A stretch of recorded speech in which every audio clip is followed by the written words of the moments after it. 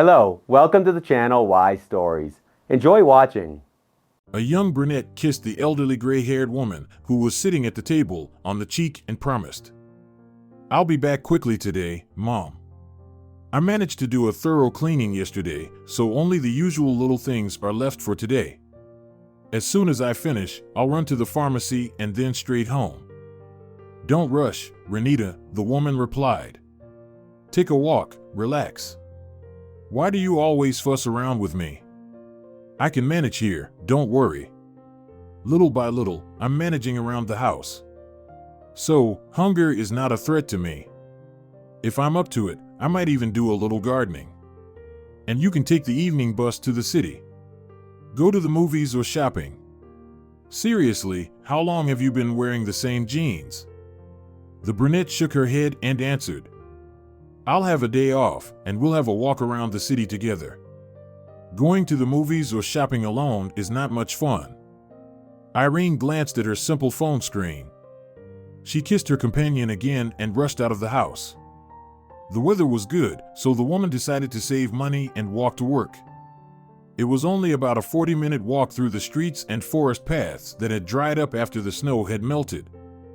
Irene walked briskly and rhythmically, sinking into thoughts about the twists and turns of her own fate.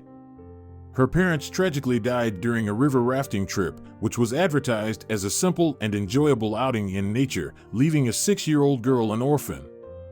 She didn't even know her grandparents from both sides. Her mother grew up in an orphanage, and due to unfortunate circumstances with her father's parents, they hadn't even had a chance to celebrate the birth of their granddaughter. Irene was taken into the care of her father's older brother. Uncle Pablo was a good person, but due to his constant busyness, he was hardly ever at home. He was working hard to earn money so that his wife Adelaida, sons Francisco and Santiago, and later, the orphaned niece, lacked nothing. Although the apartment and the people she was to live with after the tragedy were familiar to her, scared, lost, and tearful little Irene was bewildered, and for a while, she didn't communicate with anyone. She couldn't come to terms with the changes that had taken place. The girl was silent almost all the time, even in her familiar daycare center. Although it wasn't very convenient to get there from her uncle's house, Adelaida didn't show any displeasure over having to adjust her daily routine to accommodate dropping off and picking up the girl from preschool.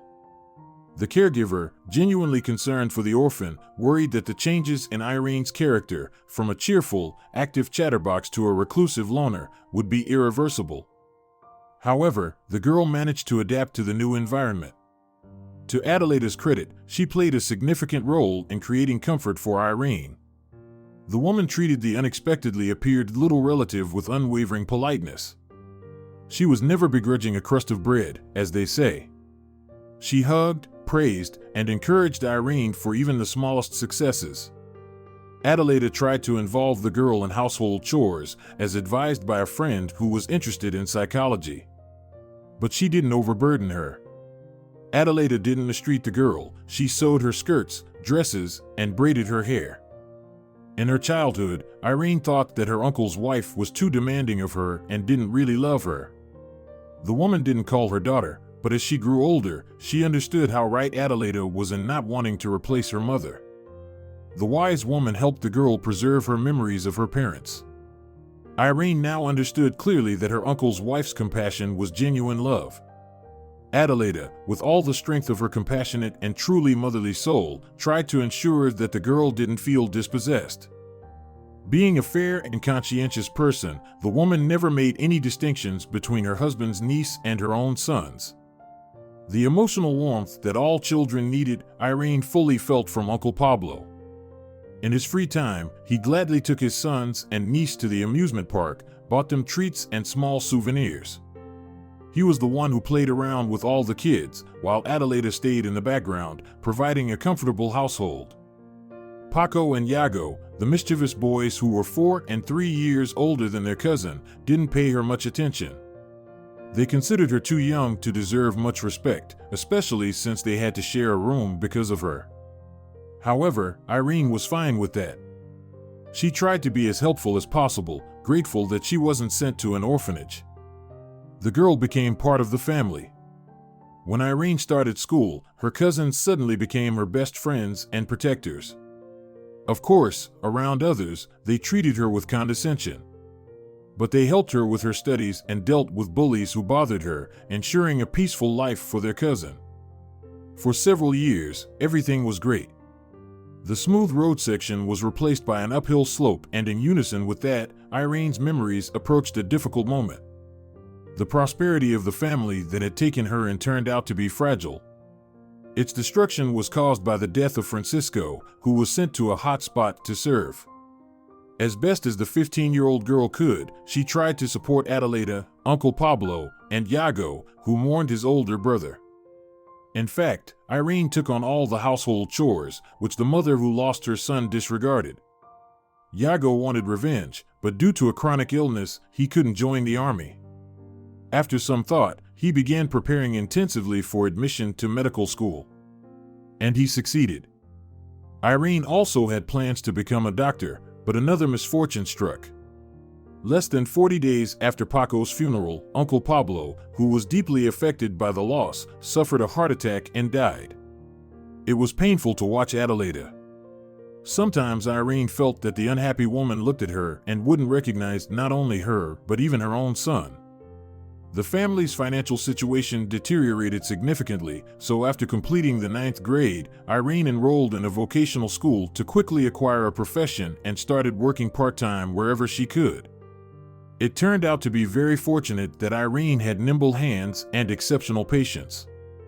Even the most meticulous sewing operations didn't provoke apathy or anger in her, only a desire to do everything as well as possible. The girl took pride in the fact that she could no longer be called a dependent and took on the responsibility of buying groceries and household chemicals. Of course, she understood that Adeleda carried the majority of the financial burden. But she tried to at least ease her life.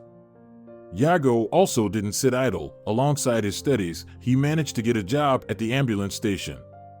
This quick-witted guy, even without a completed education, was happily given simple tasks, and then they even started sending him out on calls. It did bend the rules a bit, of course, but in a shortage of personnel, there was no reason to waste such determined employees. So, they lived as a trio. And a completely unexpected piece of news came for Santiago and Irene after 3 years of Adeleda's tragic loss of her son and husband. Adeleda revealed her intentions to remarry. The plan was practically finalized. Irene understood that under such circumstances, her presence might be awkward for the family. Irene mentioned her desire to move into her parents' apartment, which had been rented out to some old acquaintances of Adeleda. The girl had reached adulthood, and this idea met no resistance. Soon, with the help of Iago, Adeleda, and her then-fiancé, Dario, Irene settled into the place where she had once been so happy with her parents. She vaguely remembered that there was a market nearby where they sold both groceries and items. On the first day after the move, she went to rediscover the places of her early childhood. She discovered a section that had been transformed into a mini atelier. Quick alterations to pants, shortening skirts or dresses, inserting zippers, or performing minor repairs, this was the range of services provided to customers. Although Irene didn't expect there to be a spot for her, she decided to inquire about job vacancies. And luck was on her side. A heavily pregnant seamstress, after listening to Irene, asked her to demonstrate her skills on a small piece of fabric. Irene's level of expertise was quite high, and the seamstress, who turned out to be the owner of the mini atelier, gave her a chance to work in her place. It was at this job that Irene met her future husband. Carlos wandered into the modest little shop almost by chance. The zipper on his relatively new jacket had broken. Driving past the market, he noticed the unassuming sign. At the visitor's request, Irene completed the requested task urgently. She never expected the man to appear at the door the next day. That meeting still echoed sweetly in Irene's heart. The 25-year-old man seemed so mature, serious, and thoughtful to her. He quickly won her heart with beautiful compliments and stories about his wonderful parents who lived in the countryside. Even the young girl didn't expect herself to invite her beloved to live with her. After such a proposal, Carlos said everything should be done properly. He organized a gathering where the closest people came together. From Irene's side, Adelaida, her husband, and Iago were present. And Carlos himself and his parents, Senora Gallego and Senor Gallego. They all liked each other. Adelaida, seizing the moment, whispered to Irene that Carlos's family was very respectable, hardworking, and principled. She wished the girl love and mutual understanding. The radiant bride was grateful for such support from her only family. The time until the wedding celebration flew by in an instant, which they made pleasant and heartfelt by mutual decision. Irene, perhaps for the first time, saw how Adelaida twirled in a dance and was pleasantly surprised by her cousin's moving speech. Santiago, usually not talkative, outdid himself and elicited a unanimous applause from all present. The parents of her beloved husband embraced Irene as their own daughter. She never had battles for Carlos's attention or kitchen dominance with her mother-in-law. Occasionally, Senora Gallego, leaving her rural household to her husband, came to the city for a few days and stayed with her son and daughter-in-law, causing neither annoyance nor awkwardness. The woman rejoiced in watching the nimble young lady, who was working hard to make their home cozy and pleasant. Once, as Irene remembered it now, they were making pies together, and seeing that her mother-in-law was about to brush her elbow against the handle of the pot containing eggs for the filling, Irene blurted out, "Oh, Mom, be careful with the pot." The woman moved away from the dangerous object and, approaching the flustered Irene, gently embraced her. "Don't worry, dear, don't be embarrassed. Call me as you feel comfortable. As your heart desires." Irene didn't hesitate to come to the village on weekends to help her husband's parents. Of course, she lacked much experience as a 19-year-old city dweller. But this shortcoming was more than compensated for by her diligence and willingness to absorb new knowledge. However, her mother-in-law and father-in-law didn't overwhelm the bride. Senor Gallego advised, "Daughter, the heat of the garden isn't the place for you. It's better to run down to the river with Carlito." Senora Gallego supported her husband.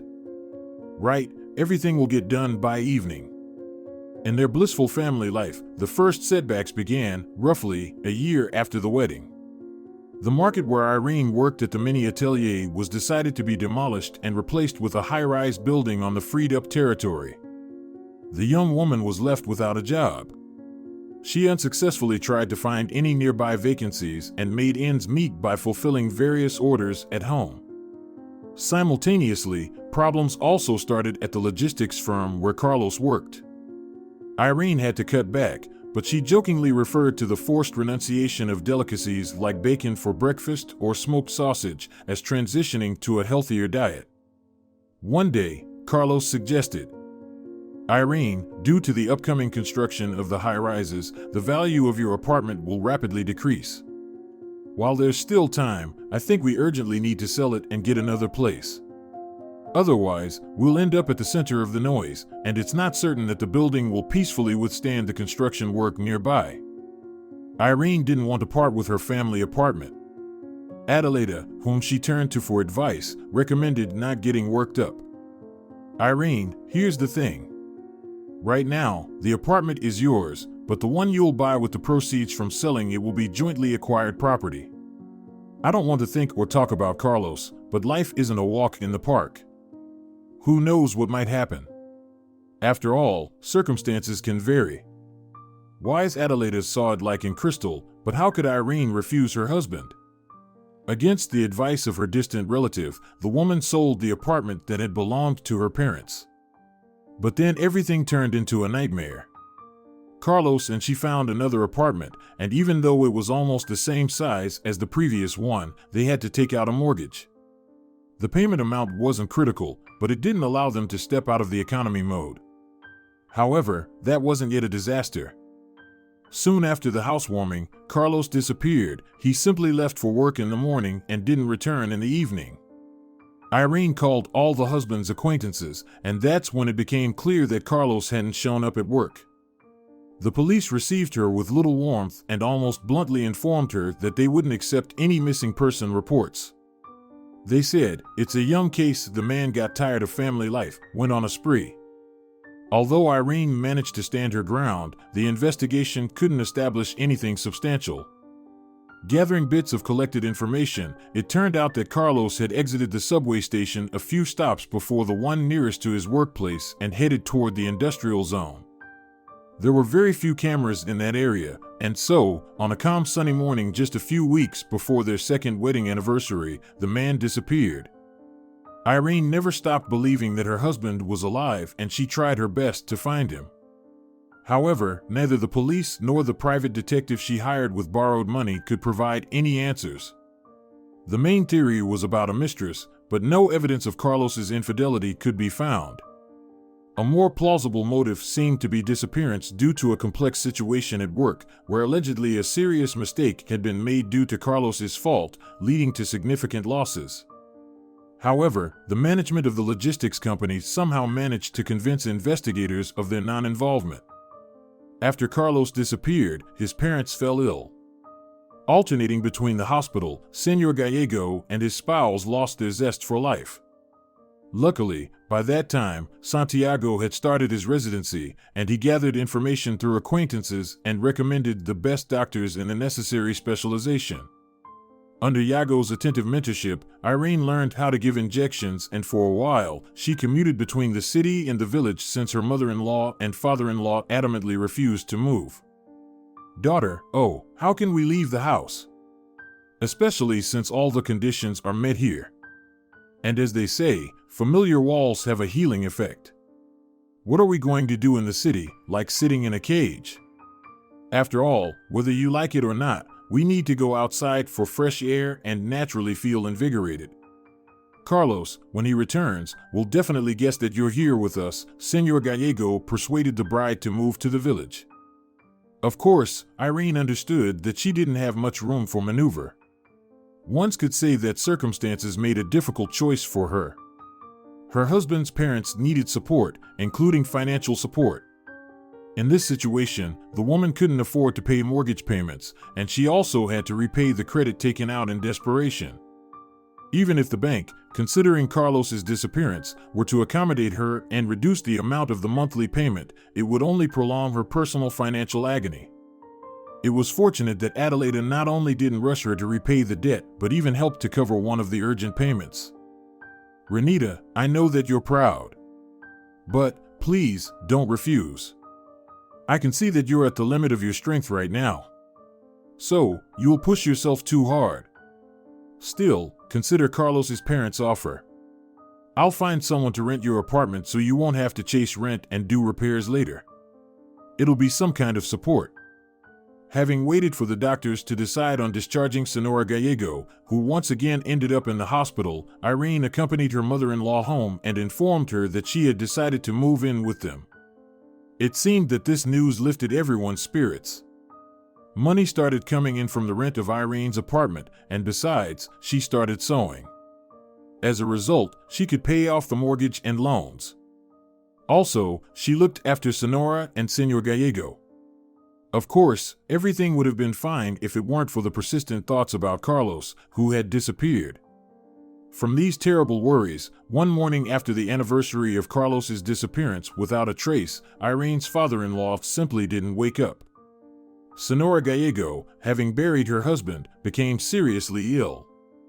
For 2 long years, Irene struggled to help Senora Gallego recover.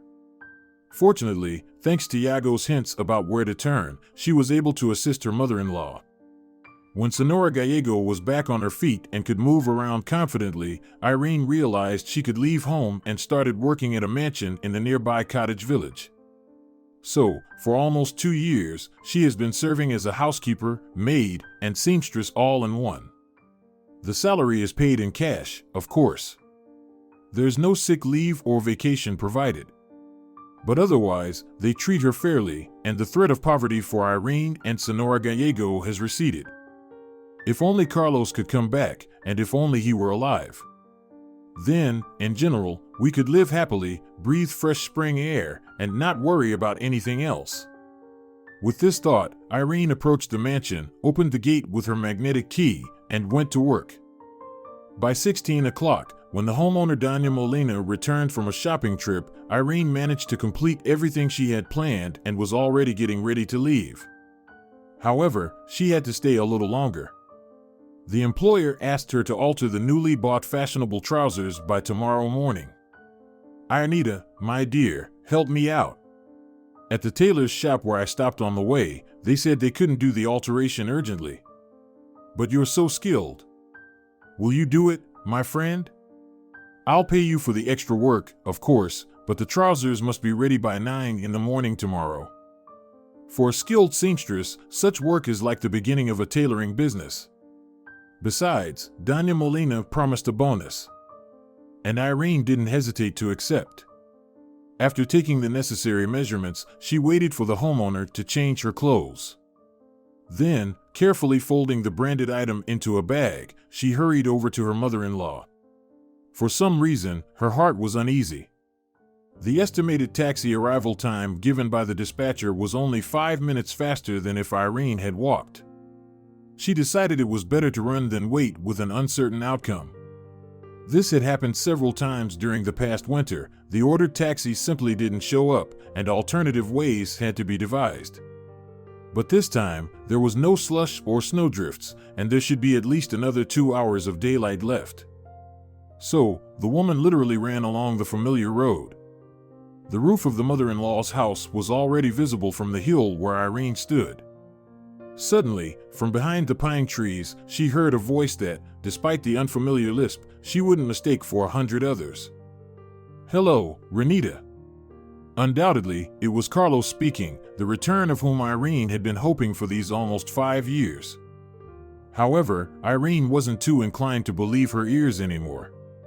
In the quiet of the night, she had already imagined her beloved's voice multiple times, but it always turned out to be a mere illusion that her tormented heart desperately wanted to believe in. Turning sharply, the woman peered in the direction of the sound, fearing another mistake. Her eyes widened, and the bag containing the homeowner's trousers fell onto the path, slipping from her suddenly weakened hands. Near the tree, indeed, stood Carlos. Thin, with a beard, clearly not in the same clothes in which she had last seen him off to work. But still, it was her husband. Overwhelmed with joy, Irene rushed to her beloved and began to cry, not holding back her sobs. "Carlos, is that really you? Say something. Where have you been? You're not a figment of my imagination, are you?" The woman asked and begged through her tears, tightly embracing Carlos as if fearing he might dissolve into thin air. With reassuring gestures, the man stroked his wife's back, and when her sobbing subsided, he spoke with an unusual lisp. "Let's go home.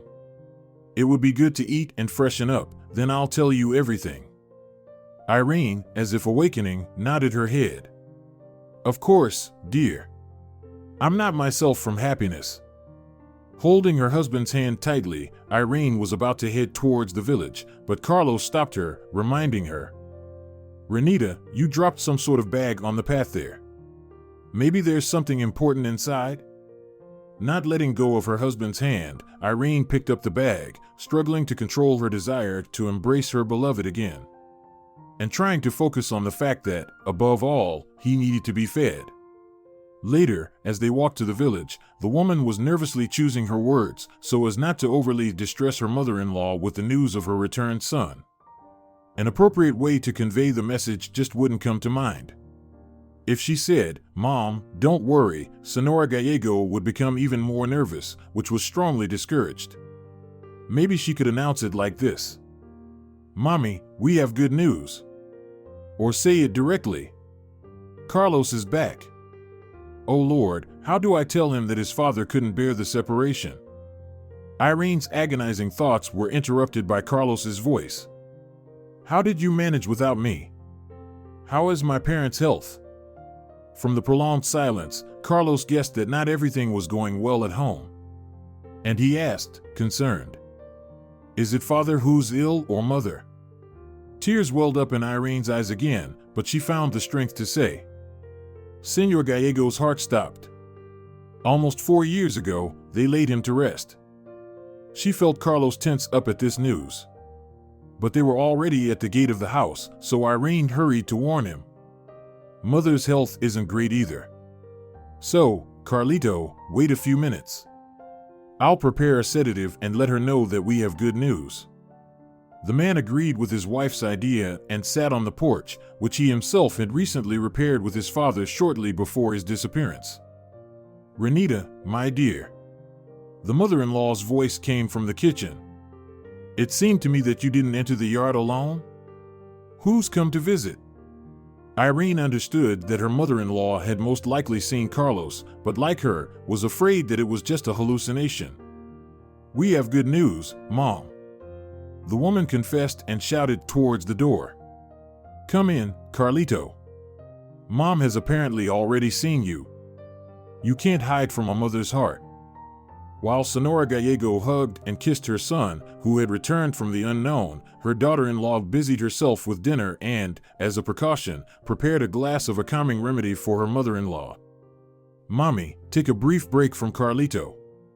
Please, drink the medicine, and I'll prepare laundry and clean clothes first," Carlos asked. "Renita, I'll take a shower today, and tomorrow let's heat up the bathhouse. I've been dreaming about it." "Of course, Carlito," Irene agreed. She was willing to do anything for her returned husband, but a sense of duty reminded her. "I'll just run over to the landlady in the morning, return her things, and ask for a day off. After all, I haven't requested one in almost 2 years. Maybe she'll be understanding? Oh, and I need to notify the police that Carlos has returned." Quickly gathering her husband's laundry and shaving supplies, Irene escorted him to the shower stall, warning, "The shower head is acting up a bit. If you turn the pressure on right away, it starts spraying in all directions. So, turn it on gently. I should replace it, but I haven't had the time." "Don't worry, my dear," Carlos kissed Irene on the cheek. "I'll handle it." Irene was a little surprised that her husband hadn't kissed her on the lips once, like he used to. And he even avoided her lips. However, Irene was too overjoyed to be saddened by this peculiar behavior of her returned husband. She attributed it to his shyness due to his slightly disheveled appearance and missing front tooth. Later, when the clean, freshly shaved, and weary man sat in his favorite armchair after a hearty dinner, Senora Gallego couldn't hold back and asked, "Son, where were you all this time? Why did you disappear without warning anyone? What happened to you?" After taking a sip of tea from a large mug, Carlos paused for a moment and then began to explain. "At work, things were a mess.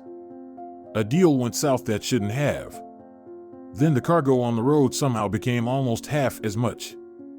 The inspection was a mess too. Good guys who had worked for the company from the ground up started scattering. The boss was furious, looking for someone to blame. He suspected that the competitors were involved in all of this. The day before I disappeared, he asked me to meet the truck with the cargo not at the unloading area, but in the industrial zone." Irene couldn't hold back and exclaimed, "Carlito, but why didn't you tell me about this? You were clearly lured into a trap." The man smiled, revealing the gap where a tooth was missing, and spread his arms. "Renita, what would you have done? How would you have helped? I took what I thought were all the precautions. I intentionally left the keys behind, as if I forgot them, so that the criminals couldn't break into the apartment and scare you. I purposefully took my passport and all the cards out of my wallet, except for the transportation card." Tears rolled down Irene's face. "I told the investigator 5 years ago that you never forgot your things. And he told me that everything happens for the first time. If only we had known that you were heading to the industrial zone on the boss's orders, the police would have had reason to interrogate him more closely. It would have helped the investigation, and you could have returned to us sooner." Carlos confessed, "I never thought it would go this far. I thought maybe it would end with a scuffle. I decided that after that, I'd quit the company and look for a new job. But I was outsmarted. So, I was approaching the truck with our logo on it, and someone hit me from behind. I woke up already tied up in a small booth of a van, as I determined from its size. Besides the blow, they seemed to have sedated me with something. I didn't have the strength to free myself from the ropes, my head wasn't working properly, and I just wanted to sleep instead of trying to escape from this situation. Later, I managed to find out that they were transporting me for at least a day. In the end, I got kicked out of the van in a strange place. It seemed to be a small enterprise, but fortified no worse than a medieval castle. The outer perimeter had a plain brick fence that wasn't remarkable, except that there was a sophisticated alarm system, as I later found out. There was only one entrance to the territory, and it was through a guardhouse. All passing and departing cars went through it. After a strip of hawthorn bushes that grew all around the perimeter, there was another fence. There was no subtlety here, barbed wire on top and a single gate. Perhaps even in a maximum security prison, things aren't so desolate and grim. There might not be guardhouses in the corners of the perimeter, but otherwise, it's worse than what they show in TV series. Through that single gate, all communication with the outside world took place. Cars didn't enter inside, and all loading and unloading happened through that door. Within this fortress was a barrack with a sewing workshop and a few greenhouses. They told me that I owed a lot of money to some serious people and they forced me to pay off with my housing. When I refused, they beat me up a bit and said that I would compensate with work then. Honestly, at first, I didn't take all of this seriously. I thought that such wild methods were a thing of the past, back in the 90s. But no, this prison was located far away from people. At least, there was no village noise like rooster crowing or cow mooing, and no noise from the highway either. No matter how much I listened, I couldn't hear any of that. When I first got there, we were a total of 8 prisoners, 3 women and 5 men. There was only one shower and toilet for all of us. Cots instead of beds, thin mattresses, and scratchy blankets. However, the supervisors were kind enough to maintain cleanliness. Perhaps they didn't want to deal with sick or infested inmates.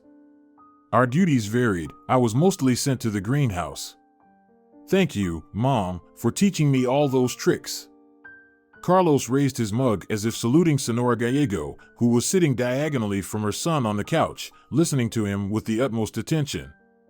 Thanks to my knowledge and skills, I sort of became the head of the agricultural section of this slave farm. Working in the greenhouse, of course, isn't a piece of cake, but under various pretexts, I managed to get a bigger ladder brought in, supposedly to check some suspicious slopes. Using the ladder, I realized that I was in a tough situation. Even the guards were lazily watching to ensure that no one else thought of slipping a note for help into the finished products. Regular prisoner, Suarez, who seemed like an old man but turned out to be my contemporary, told me that it used to happen. After the arranged punishment, only he and another woman remained alive. She wasn't around by the time I appeared in this hell. Suarez said that sometimes someone was taken out through the gate, but no one had returned. The people, in general, changed frequently, and after 3 years, I was the only one left from the initial group. They took Suarez out through the gate as well. After that, I seriously started considering escape. But to lower their guard, I even came up with a sort of rationing proposal for effective greenhouse use. Eventually, the main person in charge, whom we hadn't seen in person, became interested in my idea. In general, thanks to this outward docility, I gained quite a reputation. But in exchange for that, they didn't even allow me a single short call. And I really wanted to tell you even just a few words, so you wouldn't worry. Senora Gallego wiped away tears, and Irene, who had rushed to the kitchen, brought her more sedatives. The elderly woman gratefully patted her daughter-in-law's hand as she took the cup. After a pause, Carlos continued his difficult story. Remember, Mom, how Dad and I used to grow tulips for you? And you pretended not to notice when we whispered to each other. Well, with that same special feeling, I was engaged in growing flowers for International Women's Day. And I was contemplating how to put notes in the flower pots without smudging the text. Recently, a young girl, really quite young, ended up in our hell. Clumsy, couldn't sew, cook, or even tend to plants. Josefa didn't know how to do anything. However, the guards treated her indulgently, they didn't beat her like the rest of us, and they didn't torment her. Somehow, this Josefa started treating us decently, like we were regular people. She would occasionally ask everyone for sugar to share with her because she had a sweet tooth. But no one was in a hurry to cough up anything, but I really didn't mind. Then Josefa asked to work with me in the greenhouse, promised to help. The guards didn't object. If she wants to contribute, off she goes. The girl turned out to be crafty. She managed to swipe a phone from one of the overseers. While I distracted him, she somehow managed to send a message to someone. She quickly deleted it and returned the phone to its place. Fortunately, everything was happening in the greenhouse where there were no cameras. Otherwise, we would have been in big trouble. But a few days later, our prison was stormed by a group of masked individuals. How happy we were about that. However, Josefa didn't let me join the others who were being loaded into a van. She pulled me towards a separate car. Inside the car was her father, Don Reyes. Josefa had sent him a message asking for help, and he, using his connections, found out where his daughter was being held. They offered to let us stay with them while the investigation was ongoing, but I rushed home. Don Reyes lent me some money and offered to call my family, but I declined. I just wanted to see you right away. I arrived in the city, and there was a man who didn't even open the door for me. He told me that Irene was now living in the village. So, I rushed here. Irene sensed that Carlos had omitted many details, but seeing that her husband's eyes were drooping, she refrained from asking further questions.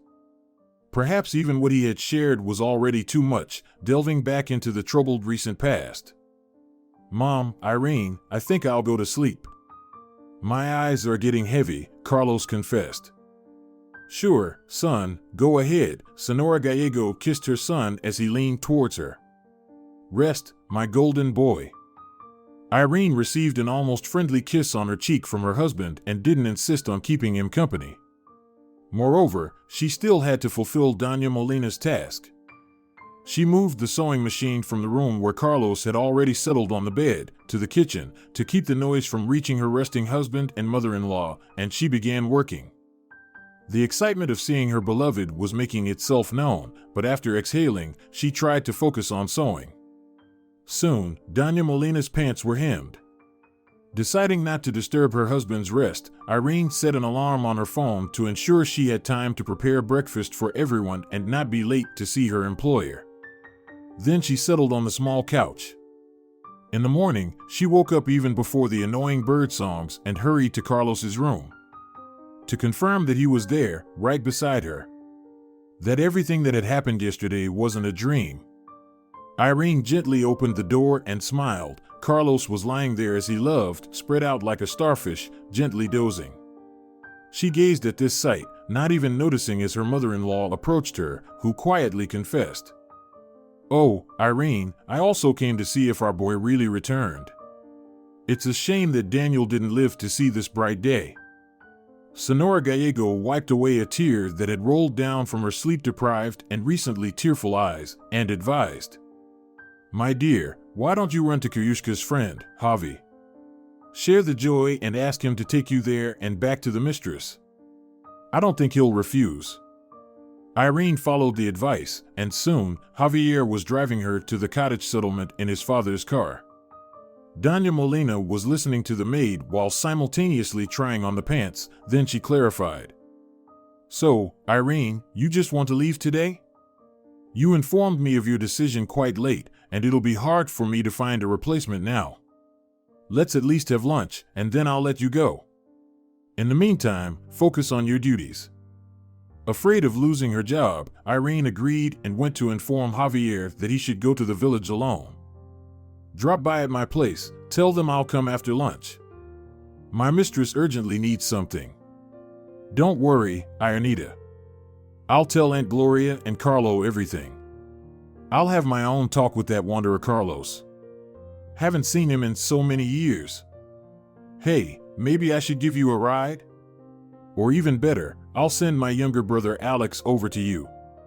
He's got a gray Corolla, in case you forgot." Although Irene tried to focus on her work, it wasn't going well. She pondered how to approach her husband, who had been acting so distant. She wanted to shout about her happiness, and belatedly realized that she hadn't shared her joy with any of her close ones. Seizing a moment, Irene sent a message to Adeleda and Yago, then muted her phone, anticipating a flurry of clarifying calls. Doña Molina couldn't stand it when her staff chatted during working hours. And losing her job now was out of the question.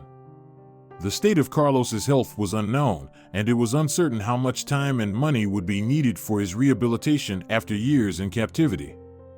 Javi didn't disappoint. His working horse, a Toyota Corolla, which his brother used as a taxi, was waiting for Irene outside the cottage fence. As she approached her mother-in-law's house, Irene noticed two large unfamiliar cars in the yard. Obviously, guests had arrived, and she realized that they were here for Carlos. Her apprehension grew. It was clear that the visitors had nothing to do with law enforcement. Thanking Alex, who stubbornly refused to take money, Irene hurried to the door, but a man emerged from a strange car and blocked her way. "Excuse me, an important conversation is happening there." Irene wasn't intimidated. "You excuse yourself and step aside. My family is there, so get out of the way." The thug didn't move, but apparently his movements by the gate hadn't gone unnoticed in the house, and someone inside waved him off, allowing the woman to pass. Irene almost ran into the house and, leaning against the doorframe, froze at the sight before her. At the table next to Carlos sat a young girl, gently stroking his hand, radiating beauty and youth. Beside the stranger sat a solid-looking man and a woman whose striking appearance clearly indicated a kinship with the girl. Senora Gallego had her back to the door and didn't see her daughter-in-law. Her husband, however, gazed lovingly at the girl, who was telling everyone present, "If it weren't for Carlos, I would have probably gone crazy there. That place was a dump. The only sweet thing was sugar, not a single piece of chocolate the whole time. Let alone a manicure. Thankfully, Carlos took me under his wing. Without him, I doubt I would have escaped from there." The man smiled, not letting go of his neighbor's hand. That must be Josefa, Irene thought, and her hunch was immediately confirmed. "Peppa is exaggerating," Carlos gallantly chimed in. "Thanks to her, they found all of us and rescued us. I just had to distract the supervisor a bit. And then, Don Reyes, you know better than us. How you found that prison, how you organized this operation without exposing your plan to the corrupt cops who were overseeing everything there." Inside Irene, a cold feeling spread. Carlos looked at Josefa with loving eyes. It was evident that although he had escaped captivity, he didn't seem to intend to live with his lawful wife anymore. Irene understood that she was losing to a much younger, well-groomed rival in appearance. Moreover, Josefa and Carlos had gone through a shared trial that had clearly brought them closer. Not knowing what to do, Irene decided to simply greet them. With surprise, but seemingly from a distance, she noticed that Carlos didn't withdraw his hand, but instead offered, "Have a seat, get to know each other. This is Josefa and her parents, Enrique and Helena Reyes. They've come to visit my mom and express their gratitude for their son, so to speak." Senora Gallego turned around and, noticing the incredibly pale face of the bride, stood up and led her to an empty chair. "Sit down, my dear, I'll pour you some water." "Don't worry, Mom, I can handle it myself." Irene mustered a smile as best as she could, glancing at her mother-in-law, then directly asked Carlos, "You probably want a divorce, don't you?" The man only looked slightly embarrassed, then confessed, "Well, it would probably be too much to ask you for that. Don't misunderstand me, I'm very grateful for everything you've done for the well-being of my parents. But that's how it turned out. Don Reyes is persuading me to check into the hospital for a thorough examination today. With his permission, I've also suggested my mom get her health checked. After all, the trials she endured weren't easy." Senora Gallego raised her hands. "Oh, I keep saying it's all nonsense. Renita follows the doctor's orders, gives me the injections they prescribe, and looks after me in general." Doña Reyes, with a pleasant velvety voice, intervened, having apparently presented these arguments before, but now addressing them not to Senora Gallego, but to the newly arrived Irene. "You see, I don't want to question the doctor's prescribed tactics, but from the bottom of my heart, I suggest not refusing a comprehensive examination at a very reputable institution. There's no need to worry. This clinic provides excellent meals, and the medical staff is so impressive that some foreign institutions could envy. Don't refuse. Of course, we'll cover all the costs. You don't need to worry about that. Irene, well, you're a sensible woman, influenced Senora Gallego. She really should take care of her health. Besides, we'll try to arrange for Carlos to be close by. Positive emotions are a significant part of any therapy. Irene listened and bitterly smiled to herself. There he was, Carlos, alive and practically unscathed. He came back, but no longer as her husband, but as a stranger. And she couldn't do anything about it. Renita, why are you so silent? Carlos asked. The woman wanted to respond that she wasn't accustomed to displaying everything she felt in front of an audience.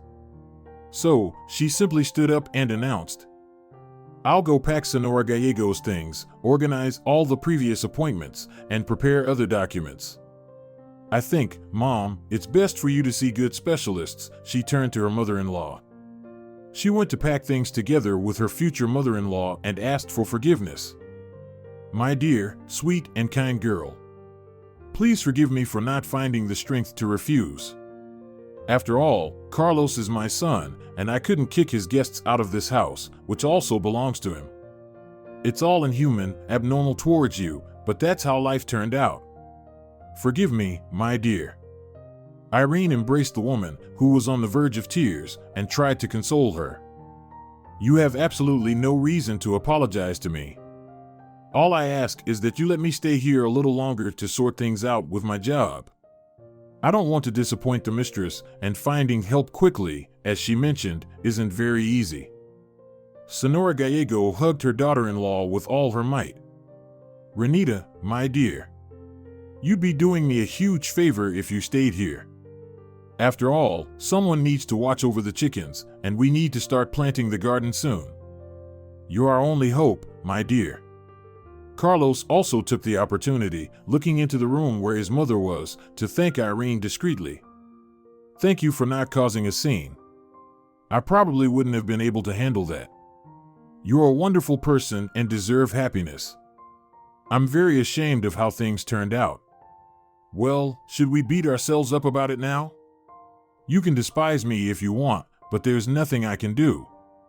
Forgive me. Irene raised her hand, brushed it along her husband's cheek in farewell.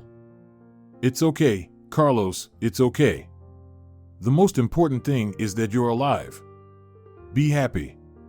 I won't put any obstacles in your way if you want a divorce, don't worry.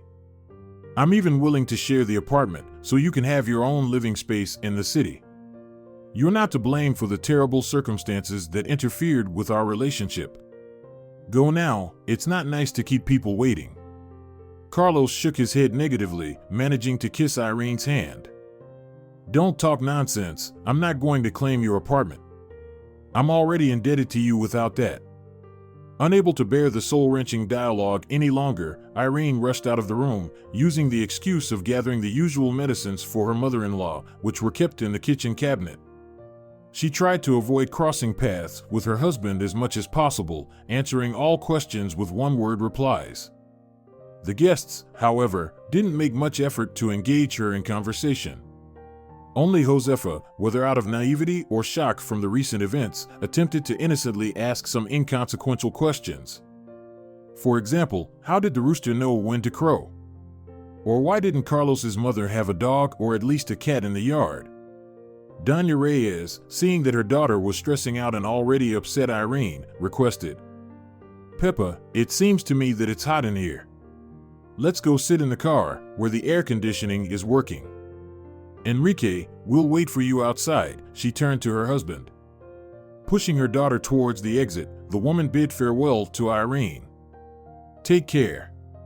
Please don't hold a grudge against us. It's clear that you're a wonderful person. Believe me, this situation isn't easy for any of us. Following his wife and daughter, Enrique Reyes also exited. Goodbye, Irene. I left my business card on the table. If you need anything, don't hesitate to call. I'll help as much as I can, of course. Thank you, was all Irene could manage to say. She didn't think that anyone in this world could help her right now. After receiving another indifferent and brotherly cheek kiss from Carlos, and an additional piece of advice from her future mother-in-law on where and when to plant what, Irene closed the door behind everyone and, collapsing to the floor, burst into tears. She was once again left on the sidelines of life.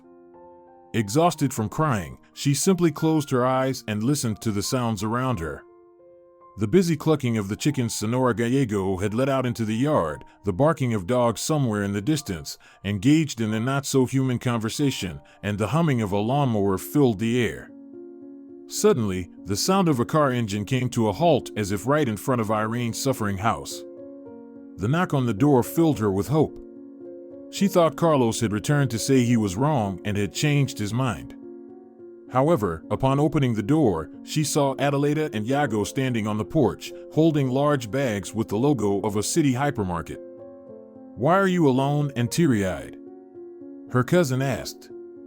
"We rushed here with Mom. Looks like we managed to be late." "Irene, don't cry," her brother noted the tears that glistened in the corners of his sister's eyes. "Explain what happened. Where did our once-lost guy disappear to again? And where is Sonora Gallego? What on earth happened here?" Inviting her guests into the kitchen, Irene briefly recounted the recent events to her relatives while unpacking the bags and setting the table.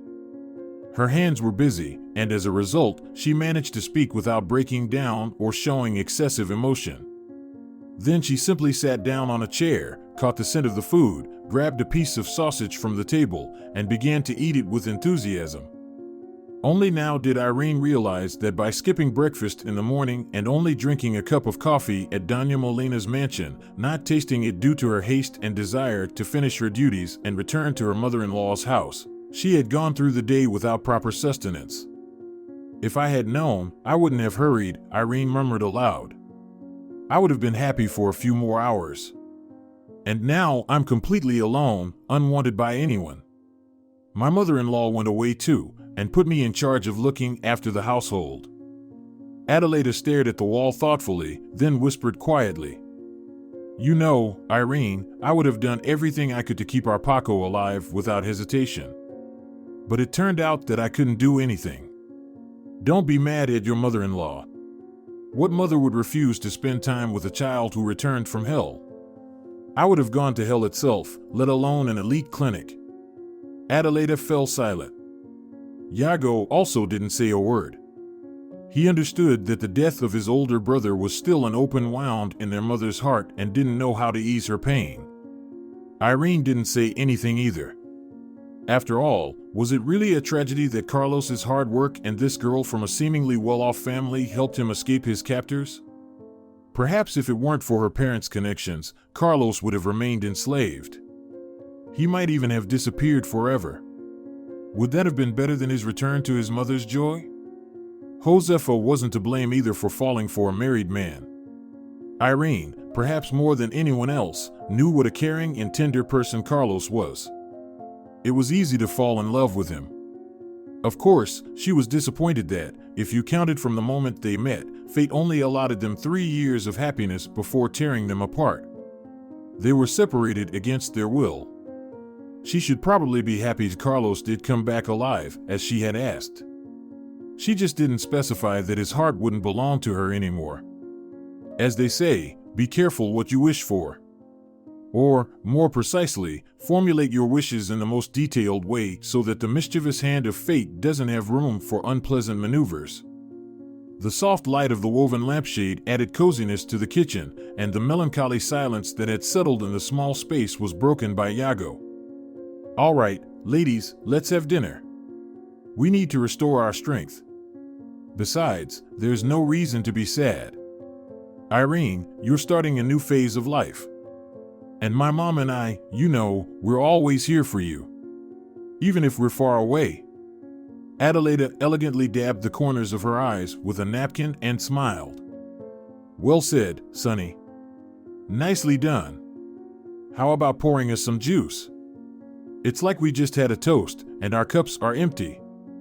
Irene sat and admired the woman who, essentially, had raised her. Beautiful despite the cruel trials, with a proud posture and a natural resilience. She was a true pillar for all family members. Even in those terrible moments when Irene had to shoulder all the household responsibilities on her still fragile shoulders, she mentally relied on Adelaida. She estimated how she would solve this or that problem. "Thank you so much for coming," Irene said. "Today would have been too heavy for me alone. I'm very grateful to you." "Oh, come on, little sister," Santiago said in a playful tone.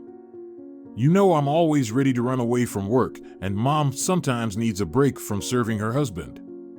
Let Dario try to keep the warmth and comfort in the family hearth himself. It seems like he thinks it's too easy." Irene suspected that Yago's relationship with his stepfather wasn't going too well.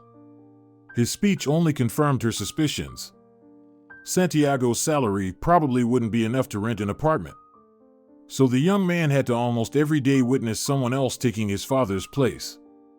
No matter how good Dario was, it was clear that Yago had a hard time accepting the situation. Irene couldn't fully imagine her brother's pain, but she tried to steer the conversation. "I'll go prepare sleeping arrangements for you. Adelaida, where would you prefer to settle, on my bed or on the couch in the living room?" The woman was pleased that Irene came to her aid and answered, "Irene, can I set up on the veranda? It seems like the nights aren't too cold now, and I really want to enjoy the fresh air." With Yago's help, moving the folding bed, mattress, and other essentials, Irene set up the sleeping arrangements. After they all wished each other a good night and tried to fall asleep, Irene attempted to sleep. It was in vain, as the last 2 days had been filled with too much news. She lay in bed, tossing and turning, waiting for the first rays of the sun to rise. Irene quickly prepared breakfast and tried not to make any noise. However, Adelaida and Santiago appeared in the kitchen fairly soon, wishing each other a good morning. Playing the role of the mistress in her mother-in-law's house, Irene, perhaps for the first time that morning, felt like she wasn't quite in her element. Like an imposter. Perceptive Adelaida sensed her mood and soothingly patted her hand. "My dear, believe that Senora Gallego's attitude towards you hasn't changed at all. For her, just like for me, you're the dearest daughter, strange as that may sound." These words were unexpected but pleasant for Irene. Suddenly, she started crying again and hugged Adelaida, whispering in her ear, "Thank you so much. You have no idea how important it is for me to hear this today." Adelaida wiped away Irene's tears and said, "Let's both calm down, okay?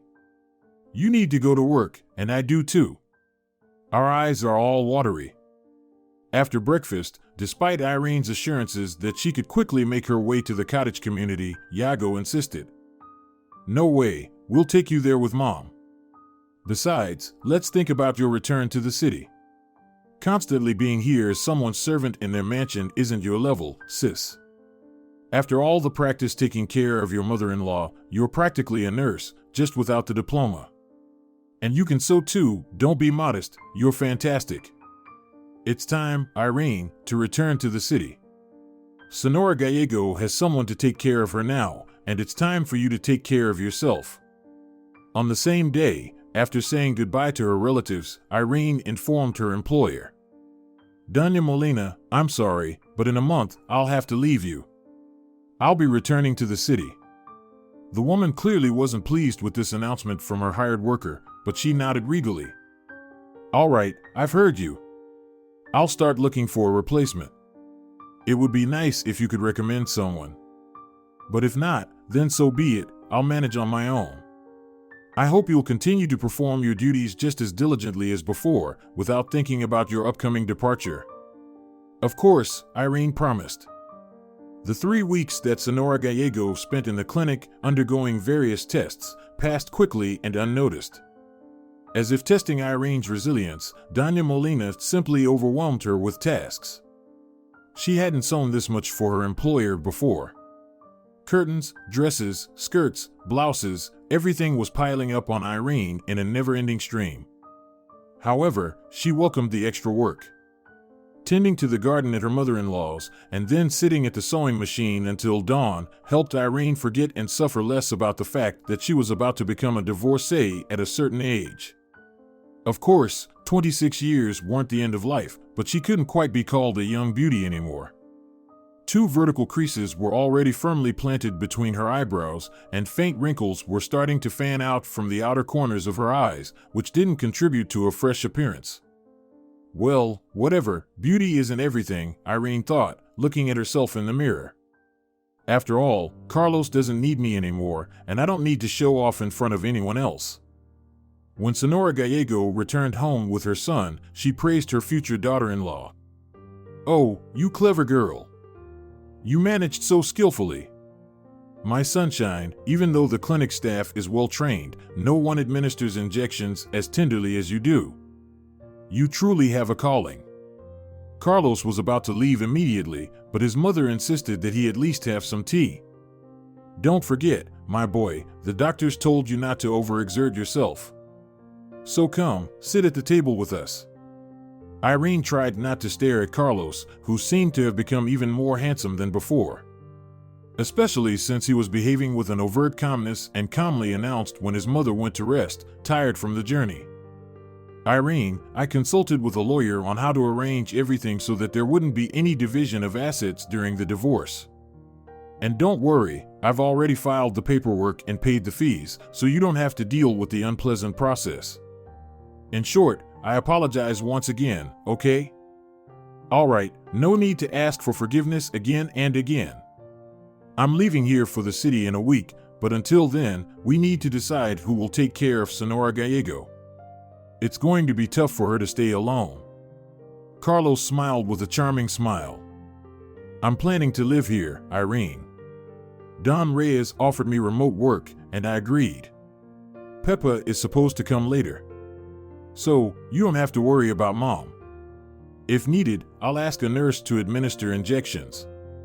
Thank you, caring, lovely Irene, who is no longer mine. Please forgive me." Irene hurried to end the conversation, feeling tears welling up in her eyes again. A bit more brusquely than intended, she rushed to tidy up, pretending to wipe imaginary dust from the windowsill, and replied, "That's enough with the rosy nonsense, Carlos. We're parting ways, so let's do just that. And there's no need to keep asking for forgiveness endlessly."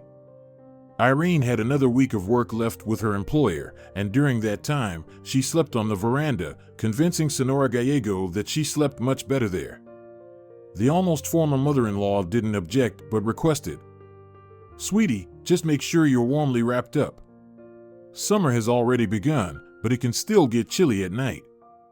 Irene appreciated the care. She understood that Senora Gallego was saddened by her son's decision to divorce and was doing her best not to show her own disappointment. On the last working day, Irene received her full payment from Doña Molina, along with a bit more than expected and an explanation. "Maybe I've become sentimental, but I'd like to reward your patience somehow. You know, if you're not against it, when I'm in the city, I'll call you and bring some things for you to work on. You're just so good at this job." Irene thanked her. "Thank you, Doña Molina. I'll be looking forward to future meetings with you." On this pleasant note, Irene concluded another chapter of her life. Santiago and his friends, Joel and Martine, helped Irene move from the village to the city. Carlos, almost intentionally, went to visit a friend early in the morning, and Irene didn't blame him for it.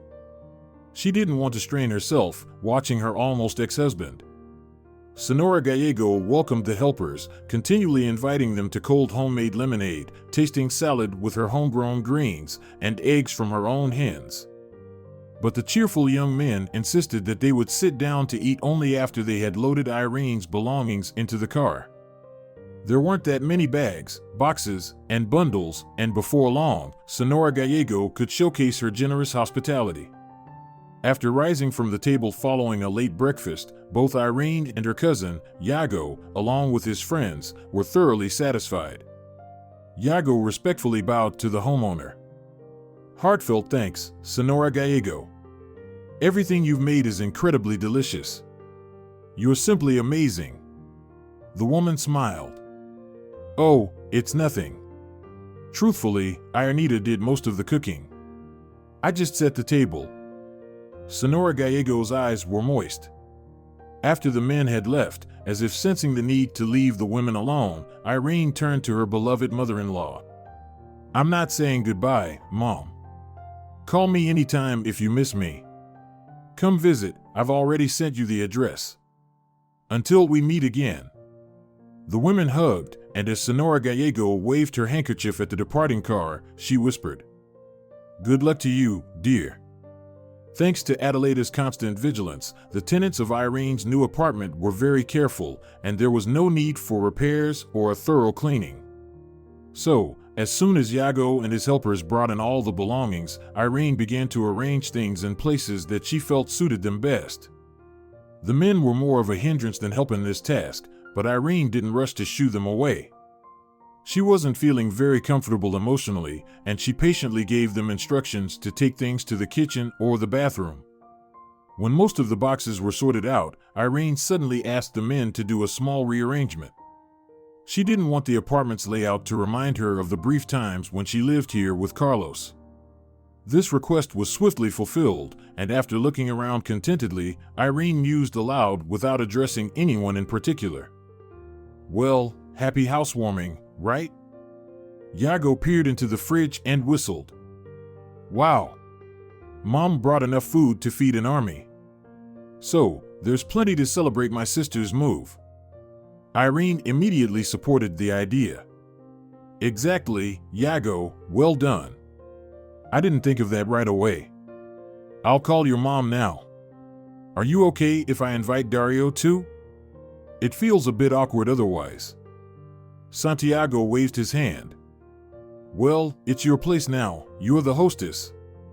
And, in general, Dario isn't a bad guy.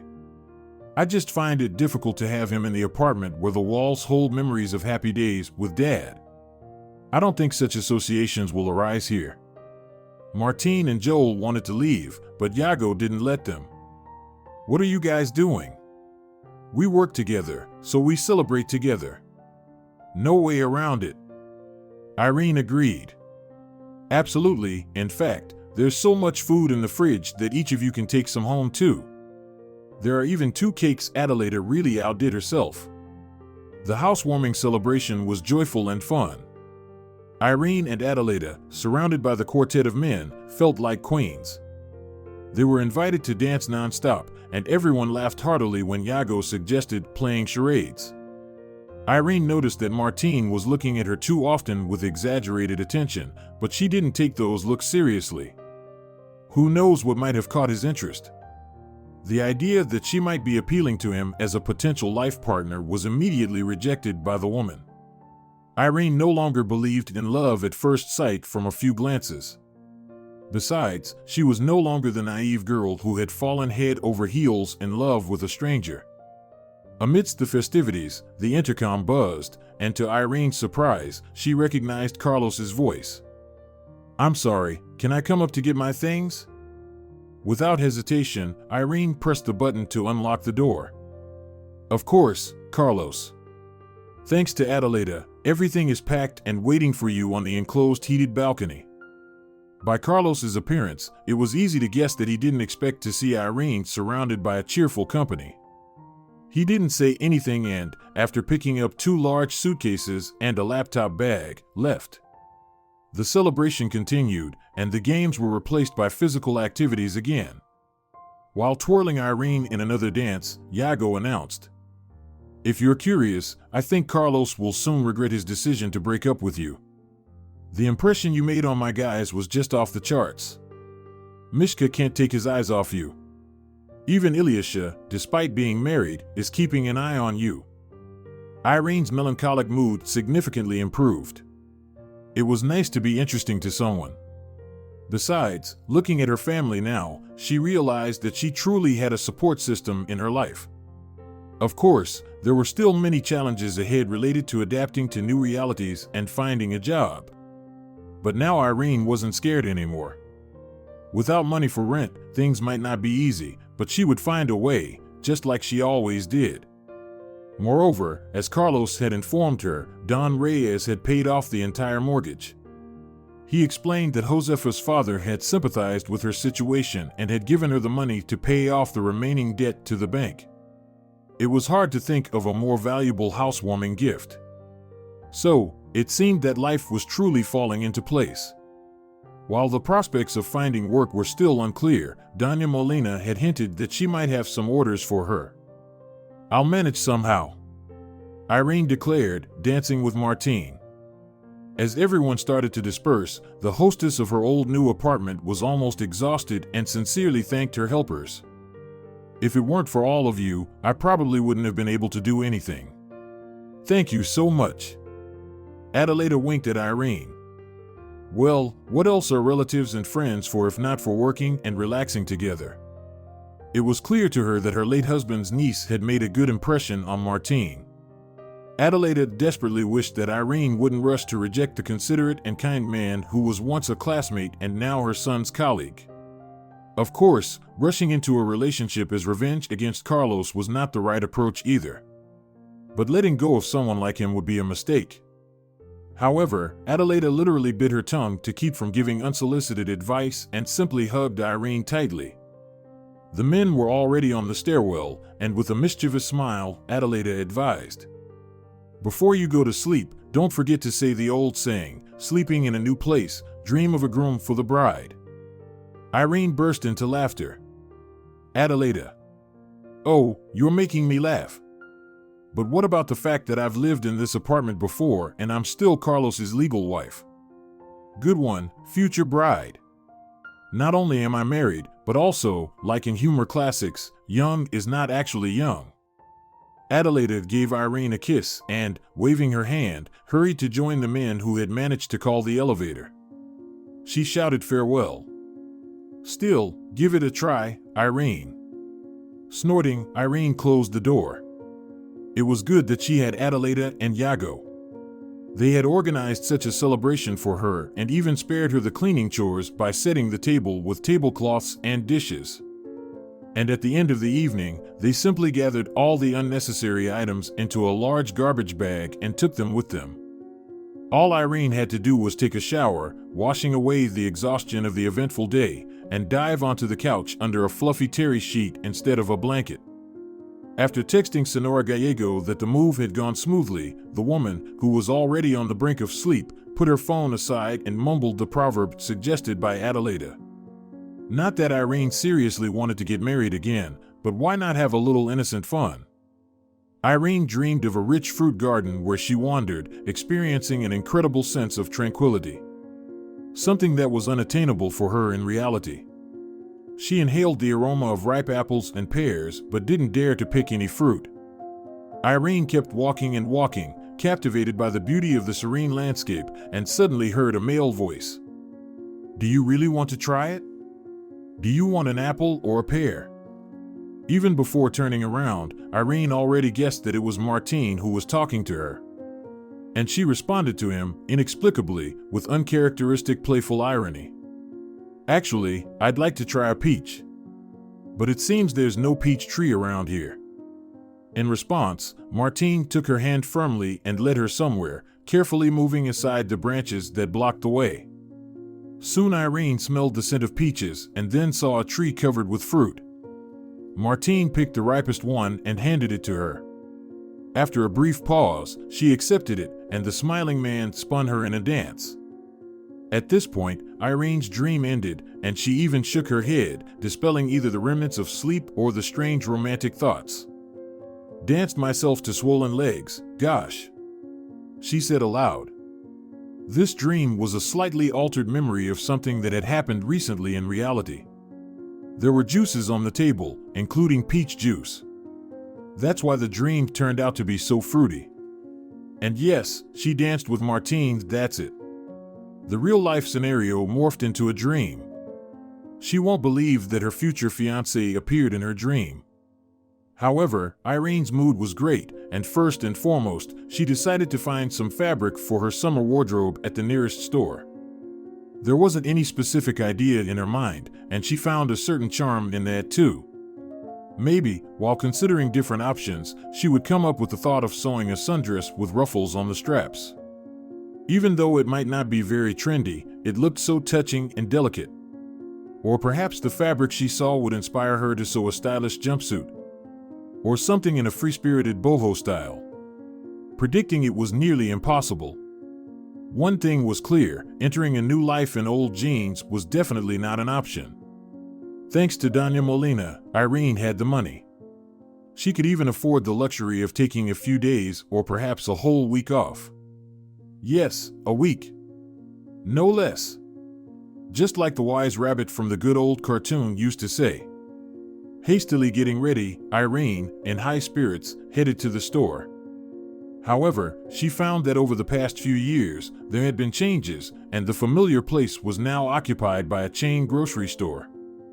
Irene asked the saleswoman about where to find a fabric store and received a rather vague answer. It seems that we don't have such a store nearby in our area. Thanking the cashier and paying for the chosen water, Irene left the store and sat down on a bench, pondering where to go next. Inquiries from passers-by helped her locate the nearest fabric store, and soon she was intently studying the fabrics displayed in the windows. Fortunately, the store consultants were unobtrusive. Irene strolled calmly through the hall, mentally trying on different styles and colors. In this environment, she felt like a fish in water. And, perhaps due to the fact that she was dressed in a white formal blouse, reminiscent of a salesperson, even a young girl approached her for advice. "Could you please help me find a fabric that doesn't require special care? You know, something that doesn't shed while I'm sewing and doesn't wrinkle much when worn. And also, it shouldn't stick to my legs. Oh, and of course, it has to look good on me." Smiling, Irene guided the stranger to a stand with suitable fabrics and offered several options for her to choose from.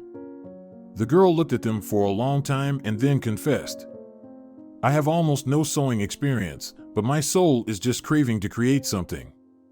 You understand?" Irene nodded. "I absolutely understand. Creative people often feel that way." The girl blushed. "Oh, I'm not that creative, but I want to impress a guy, and he appreciates everything unconventional. So, mass market clothes are out of the question. And I can't afford things from boutique stores either. Plus, I need the fabric to be practical and fabulous at the same time, you know?" Irene handed the girl a corner of one of the fabric samples. "Look in the mirror. In my opinion, this is what you need. If you're looking for a style suggestion, I think you should sew a skirt shorts. It's unique and comfortable. And the fabric seems perfect for this idea. I think it will turn into a gorgeous item. It will go well with any tank top or blouse." The girl's eyes lit up. She could already imagine herself triumphantly presenting herself to the guy she wanted to impress.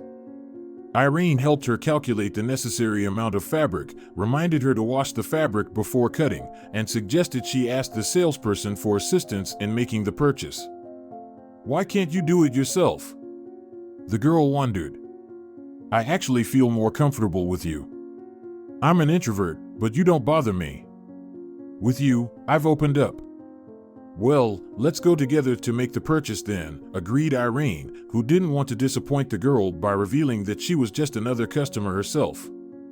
Of course, the truth eventually came out, but fortunately, the purchase was still made. Holding the bag with the fabric, threads, buttons, and a matching zipper close to her, the girl thanked Irene again and hurried off to start her creative endeavor. The sales consultant smiled. "You're quite the professional. You were so enthusiastic in your explanations that we didn't even want to interfere.